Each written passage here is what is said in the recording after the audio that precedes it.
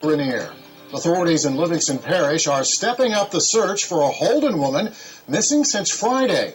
The general consensus is 58-year-old Barbara Blount was taken from her home against her will. Livingston Parish Sheriff Willie Graves joins us live on the phone right now. Sheriff, I know over the weekend volunteers searched near Barbara Blount's car where it was found on Friday. Is that still where your search is concentrated? Yes, it is, Phil. The car was found about a quarter of a mile from her residence. So actually, the entire search area encompasses where the vehicle was as well as her house. Unfortunately, been hampered by high waters that prevented any foot search or search on horseback. So the majority of our search has been by air.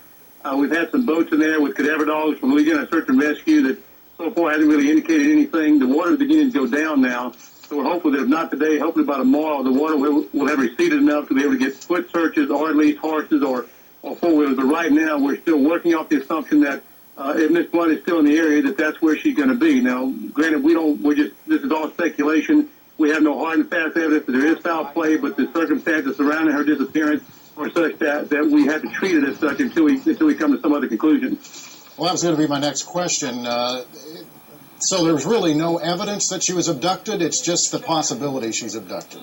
Well, when you consider that her house was left undisturbed, that there was a phone found at her residence, that her car was found about a quarter of a mile away, down a logging road with the keys outside the vehicle, all of those are obviously suspicious things that we can't come up with any credible scenario that would suggest anything other than some type of abduction or something. But again, we're hoping that's not the case.